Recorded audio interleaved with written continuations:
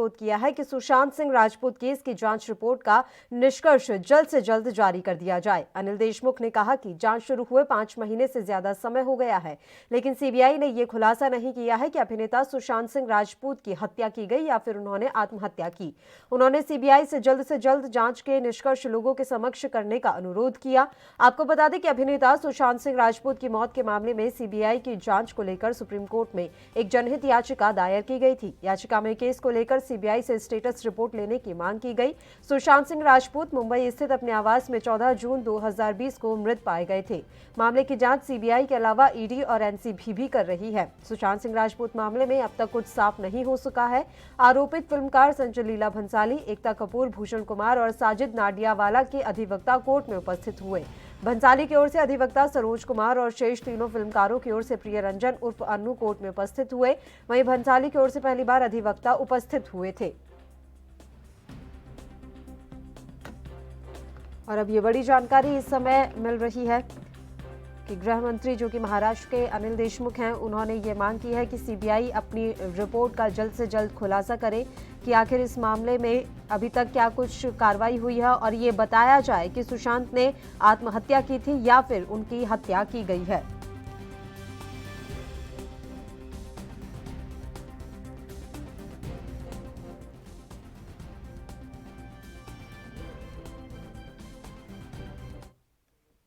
और इस मसले पर चर्चा के लिए शिवसेना के प्रवक्ता विक्रम सिंह जी इस समय फोन लाइन पर हमारे साथ जुड़ गए हैं। सीधा उन्हीं का रुख कर लेते हैं। विक्रम जी, बहुत बहुत स्वागत है आपका एएनबी न्यूज पर।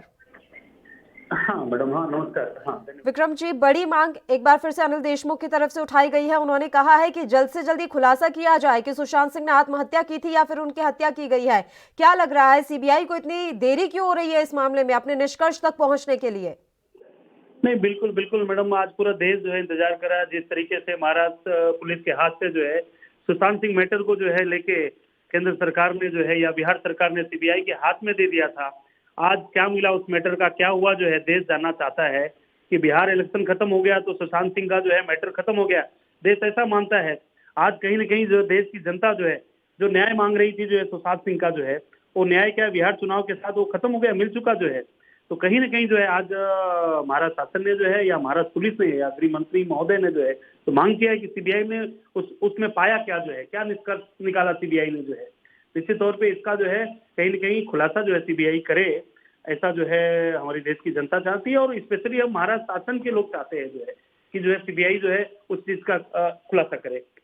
विक्रम प्रताप सिंह जी, आप लगातार हमारे साथ जुड़े रहिए। इस समय बीजेपी के विधायक अतुल भातखलकर जी भी हमारे साथ मौजूद है, उनका भी रुख कर लेते हैं, उनकी भी एक प्रतिक्रिया ले लेते हैं। अतुल जी, जब तक मुंबई पुलिस जांच कर रही थी सुशांत केस की, तब तक सबसे ज्यादा हाय तौबा भारतीय जनता पार्टी ने मचाई हुई थी कि इस मामले की जांच सही से नहीं हो रही है, मुंबई पुलिस किसी निष्कर्ष पर नहीं पहुंच रही है, हमें सीबीआई की जांच चाहिए। और अब जब सीबीआई की जांच मिल गई है, 5 महीने से ज्यादा का समय होने को आया है, कोई निष्कर्ष नहीं, अभी तो कुछ नहीं पता कि उन्होंने आत्महत्या की थी कि या फिर उनकी हत्या की गई थी।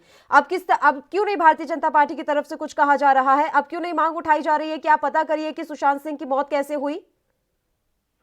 पहली बात तो जब मुंबई पुलिस इस बारे में तपास कर रही थी तो हम आवाज उठा रहे थे। उसका सबसे प्रमुख वजह यह था कि पुलिस ने 15 दिन 20 दिन के बाद भी इस मामले में एफआईआर नहीं दर्ज करवाई, और जब तक एफआईआर दर्ज नहीं होती है तब तक इन्वेस्टिगेशन नहीं होता है। और बाद में तो सुप्रीम कोर्ट में मामला चला गया, सुप्रीम कोर्ट ने ऑर्डर दिया कि सीबीआई इसकी जांच करे। हम भी ये पूछ रहे हैं कि इसका क्या हुआ है। लेकिन मैं आपको इतना ही कहूंगा कि महाराष्ट्र के मैं 2 हत्या के मामले बताता हूं। एक नरेंद्र दाभोलकर जी करके कांग्रेस के जमाने में उनकी हत्या हुई थी, और दूसरे एक थे उनकी भी हत्या हुई थी। उन दोनों केस में सीबीआई को एक 1.5 बरस लगा तपास करने के लिए, और इसके लिए सीबीआई एफआईआर करने के बाद उसकी जांच कर रही है। अभी उसमें क्या हुआ है ये तो सीबीआई बता सकती है, लेकिन सीबीआई ये बोल रही है कि उसका इंक्वायरी वो कर रहे। पता नहीं फॉरेंसिक उन्होंने अमेरिका भी भेजा होगा, मुझे कोई इस बात का पता नहीं है। लेकिन यदि उसकी खुदकुशी या मतलब हत्या होने के बाद मुंबई पुलिस ने तुरंत एक्शन लेती थी तो ये मामले में जो देरी हुई वो देरी नहीं होती थी। ये आज भी हमारा कहना है। लेकिन मुंबई पुलिस ने आखिर तक इसकी जांच करने से नकारा और जो बातों की जांच करनी चाहिए थी उसके बारे में उन्होंने कुछ नहीं कहा था। और इसके लिए ये बात बिल्कुल सही है कि आज 5 महीना हुआ है, सीबीआई को भी ये पूछना चाहिए, उसमें कोई दो राय नहीं है, लेकिन उसके बारे में सीबीआई के प्रवक्ता कहेंगे। ठीक है, विक्रम प्रताप सिंह जी वो दो ऐसे केसेस का एग्जाम्पल दे रहे हैं जिनकी सीबीआई जांच को एक एक डेढ़ साल हो चुका है और लगता है अभी भी वो जांच जारी है। तो क्या ऐसा माना जाए कि अब इस केस में भी सीबीआई को बहुत लंबा समय लगने वाला है और ये लंबा समय कितना होगा इसका कोई अंदाजा नहीं? नहीं, पहले मैं अतुल भास्कर जी, अतुल जी से मैं कहना चाहूंगा कि आत्महत्या और हत्या, आप उन्होंने हत्या करा, अभी अपने शब्दों में हत्या उन्होंने बोला जो है, तो क्या अतुल जी को कोई स्पेशल इंफॉर्मेशन है क्या कि सुशांत सिंह का हत्या हुआ है? अगर उनके पास कोई इंफॉर्मेशन है तो वो सीबीआई को कृपया बताए जो है, या महाराष्ट्र पुलिस को बताए। और रही बात जो है महाराष्ट्र पुलिस को, मुंबई पुलिस को, वो पुलिस मानते ही नहीं है, क्योंकि यहाँ पे बीजेपी की सरकार नहीं है। यहाँ तो मिशन लोटस चलाया जा रहा था सुशांत सिंह के मर्डर आत्महत्या पे जो है। तो निश्चित तौर पे जो है आज सीबीआई को बोलते हैं कि 1.5 साल का समय दे दो, 1 साल का समय दे दो, और मुंबई पुलिस को, उनको 15 दिन में उनको मुंबई पुलिस से न्याय चाहिए था। निश्चित तौर पे जो है यहाँ पे अगर भारतीय जनता पार्टी की सरकार होती तो आज मुंबई पुलिस अच्छी हो जाती। आज यहाँ पे जो है कहीं ना कहीं जो है शिवसेना महाअघाड़ी का सरकार है, तो वो मुंबई पुलिस से जो अपेक्षा करते हैं कि 15 दिन में मुंबई पुलिस जो है निराकरण निकाले। तो निश्चित तौर पे इनका राजनीति है और पूरा देश ने देख लिया है कि बिहार इलेक्शन के कारण जो है कहीं ना कहीं वो सुशांत सिंह के मैटर को जो है भारतीय जनता पार्टी चला रही थी। जो है बिहार का इलेक्शन संपन्न हो गया, ये चुनाव जीत गए, जो है इनका काम हो गया। अभी सुशांत सिंह को न्याय मिले कि नहीं मिले जो है आपसे कोई लेना देना नहीं है। जो है ये देश की जनता यही सही मान के चल रही है। जो है अतुल जी, क्या ऐसा ही माना जाए बिहार चुनाव के लिए इस मसले का इस्तेमाल किया गया था और अब आप बिहार चुनाव जीत गए हैं तो अब ये मसला चाहे उभरे या फिर खत्म हो जाए, ठंडे बस्ते में चले जाए, अब इससे कोई लेना देना नहीं? देखो, उन्होंने जो भी अभी वक्तव्य किया है वो अपने आप में ही उनका वक्तव्य वो गलत साबित हो रहा है। यदि उनका मान कर चले कि बिहार चुनाव के लिए हमने इसका इस्तेमाल किया तो आज बिहार के चुनाव हो गए, हम जीत गए, हमारी जगहों की संख्या भी बढ़ गई, तो अभी तक हमने ये क्यों नहीं डिक्लेयर किया सीबीआई ने कि ये खुदकुशी का मामला था, क्लोज क्यों नहीं किया? अभी तो कोई राजनीतिक स्वार्थ नहीं है, लेकिन ये बात सच नहीं है। उस समय भी हमारे महाराष्ट्र के जो ये सत्ताधारी दल है, कांग्रेस होगी, एनसीपी होगी, शिवसेना होगी, उन्होंने उस समय चलाया कि वो डीजी पांडे जी है उनको हम टिकट देने वाले, उनको टिकट भी नहीं मिला। उनके जगह पर तो एक कांस्टेबल को हमने टिकट दिया। और इसके लिए इसमें राजनीति है, ये तो पहले दिन से ये कांग्रेस, एनसीपी, शिवसेना के लोग कहते आए हैं, लेकिन ये बात सच नहीं है। इसमें राजनीति के एंगल से हमको इस्तेमाल करना ही रहता था, तो सीबीआई को बोलकर हम वहां यहाँ के, हमारे यहाँ के जो कांग्रेस, एनसीपी, शिवसेना के राजनीतिक दल के लीडर लोग हैं उनको हम अंदर ले सकते थे, उनकी तहकीकात कर सकते थे। लेकिन सीबीआई का राजनीतिक उपयोग करना ये भारतीय जनता पार्टी की संस्कृति नहीं है। नहीं तो हम उसी समय कम से कम शिवसेना और कांग्रेस के लोगों को इंक्वायरी के लिए तो बुला सकते थे सीबीआई हमारे कहने पर, लेकिन हम सीबीआई को कभी कुछ कहते नहीं है।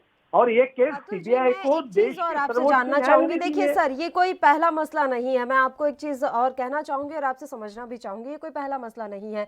जिया खान से लेकर कई ऐसी अभिनेत्री और अभिनेता रहे हैं जो ऐसे संदिग्ध हालत में जिनकी मौत हुई, डेड बॉडी इनकी पाई गई, सीबीआई उन मसलों की जांच कर रही है और आज तक कुछ नहीं निकल कर आ पाया। जिया खान का मसला तो बिल्कुल ताजा रहा, उनकी डेथ हुई, वो किस तरह से अपने ही घर में मृत पाई गई, लेकिन आज तक किसी नतीजे पे सीबीआई नहीं पहुंच पाई है कि आखिर उनके साथ हुआ क्या था।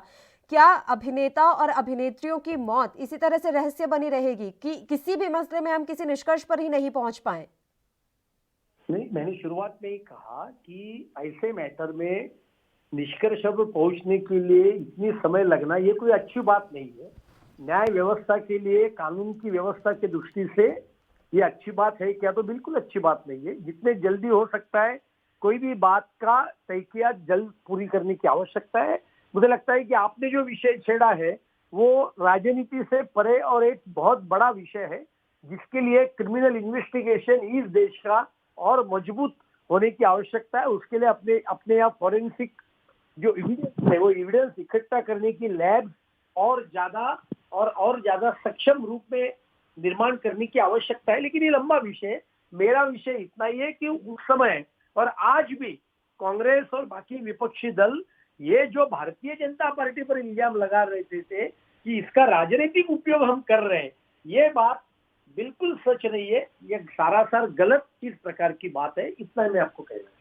विक्रम प्रताप सिंह जी, आपकी भी प्रतिक्रिया चाहूंगी। मैं यही समझना चाहूंगी कि इतना समय आखिर ऐसे मसलों को सुलझने में क्यों लग जाता है। सीबीआई तो अरे इतनी बड़ी जांच एजेंसी है, अगर वो इस तरह के केसेस नहीं सुलझा पाएगी तो और किस तरह की न्याय प्रणाली पर विश्वास किया जाए। और हमारा महाराष्ट्र मुंबई पुलिस के ऊपर भी 100% विश्वास है, लेकिन इस विषय में मुंबई पुलिस के ऊपर राजनीतिक दबाव आया था, ये सूर्य प्रकाश इतना स्पष्ट है और इसके लिए मुझे उसमें कोई दो राय लगती नहीं है। जैसा मैंने कहा कि ऐसे बहुत सारी केसेस है कि जिसमें बरसों तक इन्वेस्टिगेशन नहीं होता है, इन्वेस्टिगेशन पूरा होने के बाद न्याय व्यवस्था में उनको न्याय नहीं मिलता है, उसके लिए भी समय लगता है। लेकिन ये बहुत बड़े अध्ययन के विषय और उसके ऊपर कार्रवाई भी करने की आवश्यकता है। सीबीआई को और सक्षम इस दिशा में करने की आवश्यकता है। इस पर आपका और मेरा एक मत है, उसमें कोई दो राय होने की आवश्यकता नहीं। ठीक है अतुल जी, राजनीति से परे हटकर किस तरह से अब आप देख रहे हैं। आप खैर बार बार कह रहे हैं कि इस तरह के मसलों में टाइम लगता है और कभी ना कभी तो निष्कर्ष आएगा ही, लेकिन इल्जाम तो आपकी पार्टी पर खूब लगे हैं कि आपने इस मसले का राजनीतिकरण करने में कोई भी कसर नहीं छोड़ी और बिहार चुनाव से जोड़कर बार बार इस मसले को आखिर अब तक क्यों देखा जा रहा है। हेलो, अब तक आवाज नहीं आ रहा है। हेलो, अब पहुंच रही है अतुल जी मेरी आवाज आप तक? हाँ अभी आ रही। अतुल जी, मैं यही जानना चाह रही हूँ कि भारतीय जनता पार्टी पर इस तरह के आरोप क्यों लग रहे हैं, क्यों बिहार चुनाव से जोड़कर इस मसले को अब तक देखा जा रहा है, क्यों आज भी अनिल देशमुख कह रहे हैं कि ये जो पूरा मसला सिर्फ बिहार चुनाव के लिए उठाया गया। मैंने शुरुआत में ही कहा, देश के जो विपक्षी दल है ये इनको मोदी फोबिया होता है और इसके लिए कोई भी बात में इनको राजनीति दिखती है। अभी आज महाराष्ट्र में संजय राउत जो है वेंडेटा पॉलिटिक्स चल रहा है, हम सूड से कार्रवाई कर रहे हैं। अभी वो ये भूल रहे हैं कि इसी ईडी ने इसी सप्ताह में एनडीए के महाराष्ट्र के एक घटक दल के विधायक की 250 करोड़ की प्रॉपर्टी जब्त की है, जो महाराष्ट्र विधानसभा के मेरे साथ सदस्य है उनकी ईडी ने की है और वह आज भी एनडीए के सदस्य है उनकी पार्टी। और इसके लिए ये देखो कानून होता है, कानून अपना काम करते रहता है। भारतीय जनता पार्टी की ये संस्कृति नहीं है। नहीं तो मैंने जैसे कहा कि अभी तो बिहार का चुनाव होके 1 महीना हो गया, तो अभी तक तो सीबीआई ने केस क्लोज करना चाहिए था, या चुनाव के पहले या चुनाव के बाद यदि यहाँ के विपक्षी दलों को परेशान करना ये मकसद रहता था तो कम से कम तहकीकात के लिए तो बुला देते थे 2, 4, 5 शिवसेना कांग्रेस एनसीपी के नेताओं को, जिनके नाम उसमें उभर कर तो आप ही लोग बता रहे थे। लेकिन ऐसा नहीं किया ना सीबीआई ने। इसका अर्थ इतना ही है कि सीबीआई के ऊपर कोई भी राजनीतिक दबाव नहीं है और इसका राजनीति के लिए वो उपयोग नहीं कर रहे, यही इसका स्पष्ट अर्थ है। इसके बावजूद भी भारतीय जनता पार्टी राजनीति कर रही है, ये तो आरोप मेरे समझ के परे है।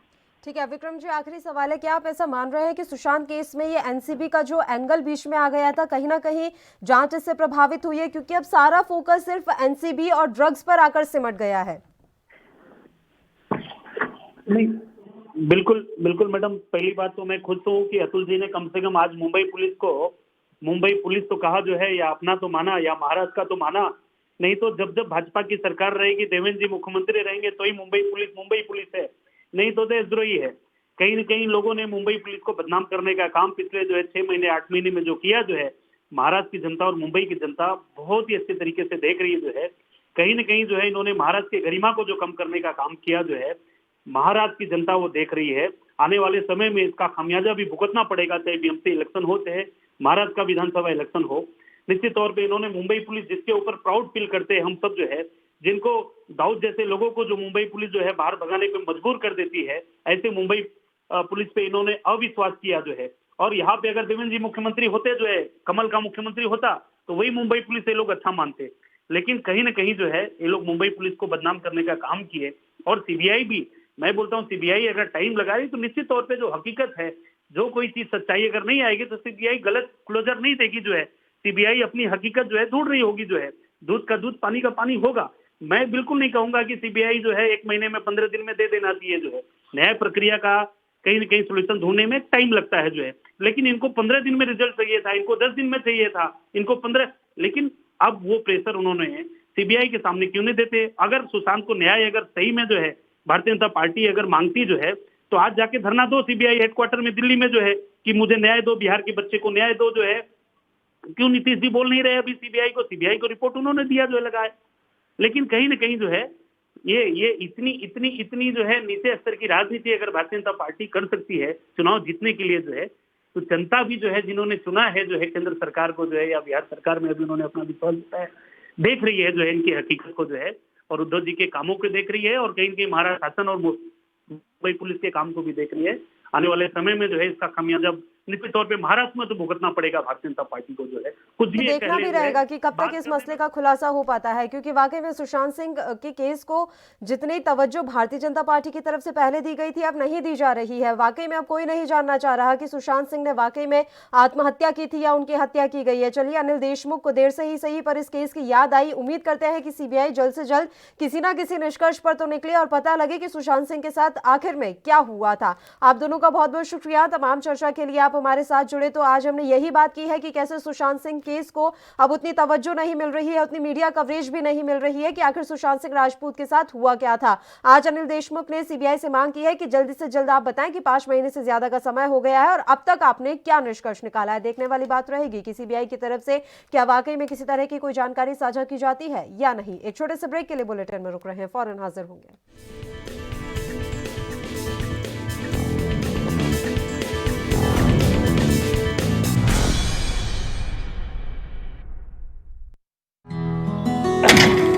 बस करो माल साहब, ਤੁਸੀਂ ਰੈਡੀ ਹੋ ਕੇ ਫਿਰ ਸ਼ੁਰੂ ਹੋਗੇ। ਤੁਹਾਡੀ ਵੀ ਨਾ એનર્ਜੀ ਨਹੀਂ ਖਤਮ ਹੁੰਦੀ। ਸਤਿ ਸ਼੍ਰੀ ਅਕਾਲ ਫੁੱਫੜ ਜੀ। ਓਏ ਸਤਿ ਸ਼੍ਰੀ ਅਕਾਲ। ਓਏ 8 ਵਜੇ ਦਾ ਕਹਿ ਕੇ 11 ਵਜੇ ਆਤੇ ਤੁਸੀਂ ਤੁਸੀਂ। ਇਹ ਫੁੱਫੜ ਜੀ ਅੱਖ ਹੀ ਨਹੀਂ ਖੁੱਲਦੀ, ਥੱਕਿਆ ਜਿਹਾ ਸਰੀਰ ਰਹਿੰਦਾ। ਤੁਹਾਡੇ ਚ ਇਸ ਉਮਰੇ ਵੀ ਪੂਰੀ ਫੁਰਤੀ ਹੈ। ਓਏ ਮੇਰੀ ਫੁਰਤੀ ਦਾ ਰਾਜ਼ ਹੈ ਵੈਦਵਾਨ ਦਾ X+ ਮਰਦਾਨਾ ਕੋਰਸ, ਤੇ ਪਿਛਲੇ 30 ਵਰਿਆਂ ਤੋਂ ਇਹੀ ਹੈ ਮੇਰੀ ਸਿਹਤ ਦਾ ਰਾਜ਼। ਇਮਿਊਨਿਟੀ ਵਧਾਉਣ ਦੇ ਨਾਲ ਮਰਦਾਨਾ ਤਾਕਤ ਲਈ ਇਹੀ ਰਾਮਬਾਣ। ਚੁਸਤੀ ਫੁਰਤੀ ਤੇ ਜੋਸ਼ ਵਧਾਉਣ ਲਈ ਤੁਸੀਂ ਵੀ ਅੱਜ ਹੀ ਸ਼ੁਰੂ ਕਰੋ X+ ਮਰਦਾਨਾ ਕੋਰਸ।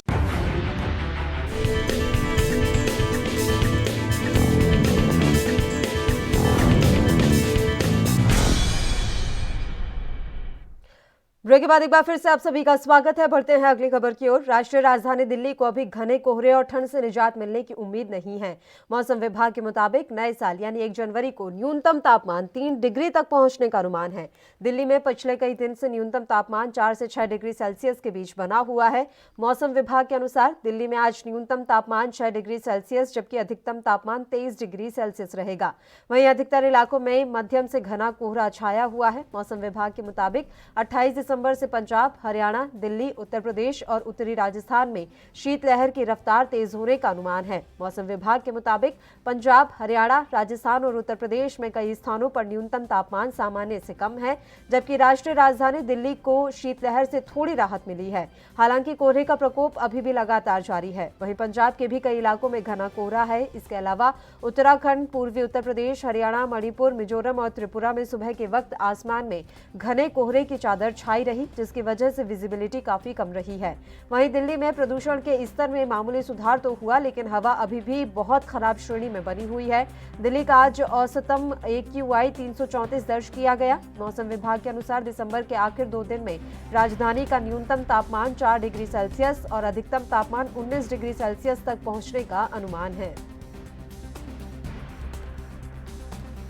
तो दिल्ली की हवा अभी भी काफ़ी खराब स्थिति में बनी हुई है और इस बीच सर्दी का प्रकोप भी लगातार जारी है। आपको बता दें कि ये जानकारी मिल रही है कि नए साल की शुरुआत में ही दिल्ली को भारी ठंड का सामना करना पड़ सकता है और ये जानकारी मिल रही है कि 1 तारीख को जो मौसम है वो 3 डिग्री का जो तापमान है वो रह सकता है। 3 डिग्री सेल्सियस तक दिल्ली का तापमान पहुंच सकता है।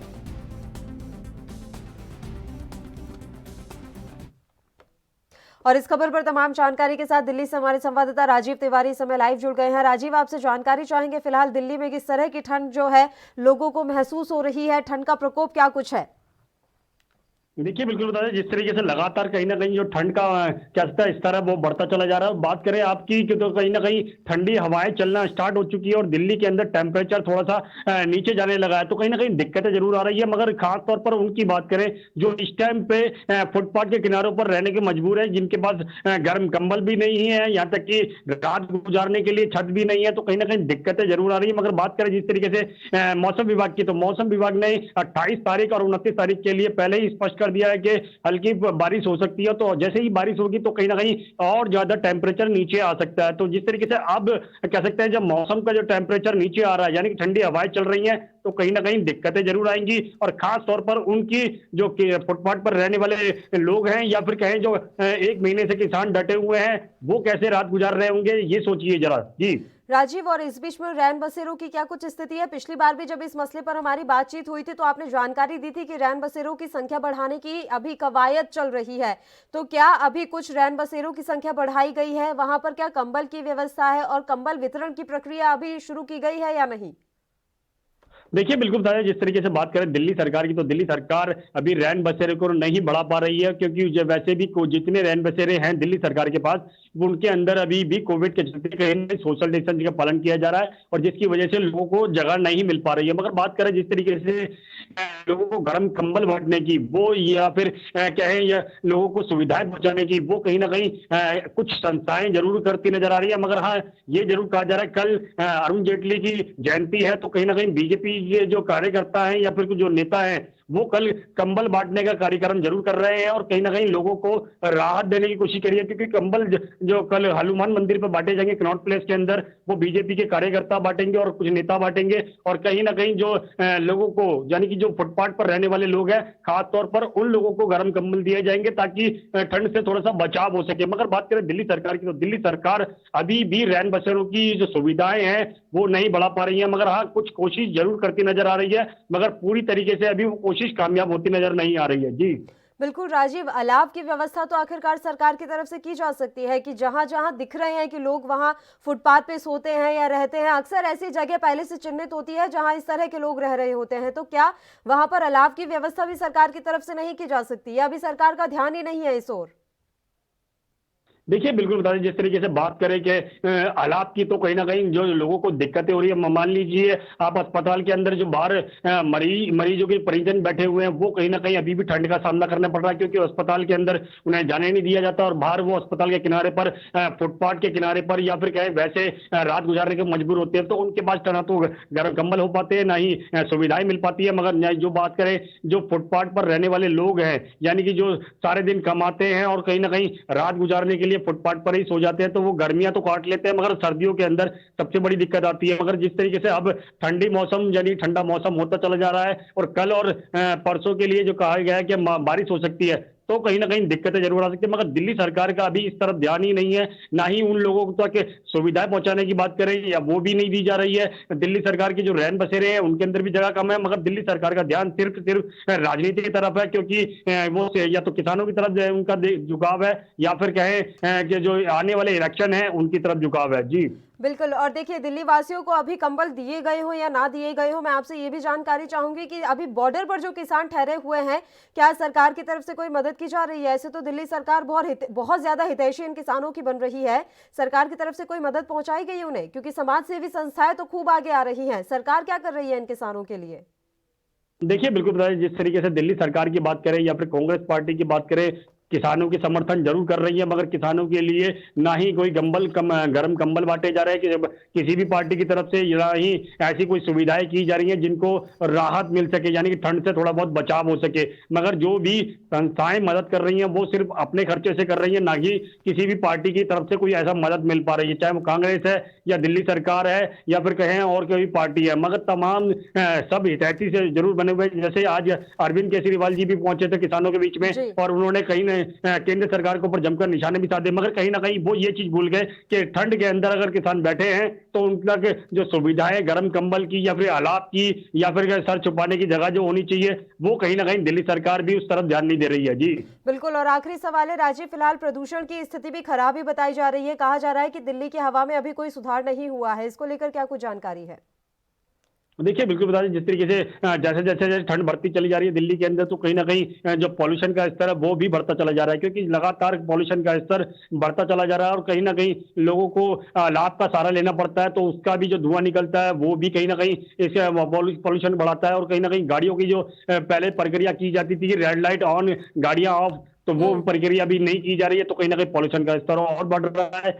अगर बात करें, कई बार तो लोग बाग अपने आप को लाभ का सहारा लेने के लिए कई बार कूड़े के ढेर में भी आग लगा देते हैं, फैक्ट्रियों में भी जो पॉल्यूशन होता है वो भी कहीं ना कहीं बढ़ता चला जा रहा है। मगर दिल्ली सरकार का ध्यान इस तरफ भी नहीं है, ना ही पॉल्यूशन की तरफ ध्यान दिया जा रहा है, ना ही ठंड की तरफ लोगों का ध्यान दिया जा रहा है कि ठंड से भी बचाव करना है। मगर दिल्ली सरकार सिर्फ राजनीति की तरफ सोच रही है, क्योंकि जिस तरीके से आज सारे दिन के अंदर लगातार आम आदमी पार्टी के जो कार्यकर्ता थे वो कहीं ना कहीं एमसीडी के ऊपर प्रदर्शन करते नजर आए और उनके ऊपर छीटाकशी करते नजर आए, और वहीं बीजेपी के जो लोग हैं वो कहीं ना कहीं केंद्र सरकार को घेरने की कोशिश करते हैं। मगर आम जनता के बारे में ना ही बीजेपी सोचती है, ना ही कांग्रेस सोचती है, ना ही आम आदमी पार्टी सोच रही है। जी बिल्कुल राजीव, बहुत बहुत शुक्रिया, तमाम जानकारी आपने हम तक पहुंचाई। तो आपको बता दें कि दिल्ली में अब ठंड का कहर और भी ज्यादा बढ़ने वाला है। मौसम विभाग के अनुसार दिसंबर के आखिर 2 दिन में राजधानी का न्यूनतम तापमान 4 डिग्री सेल्सियस और अधिकतम तापमान 19 डिग्री सेल्सियस तक पहुंचने का अनुमान है। इस बीच दुख की बात यह है कि अभी भी दिल्ली में हवा की जो क्वालिटी है, हवा का जो स्तर है वो ठीक नहीं है, बेहद खराब श्रेणी में अभी भी बना हुआ है।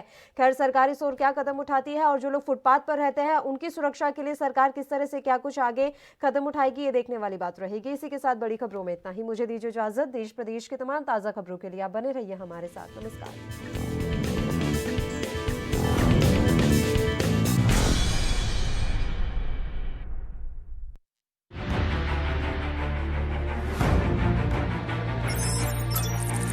खबर चाहे सियासत की हो या सरकार की,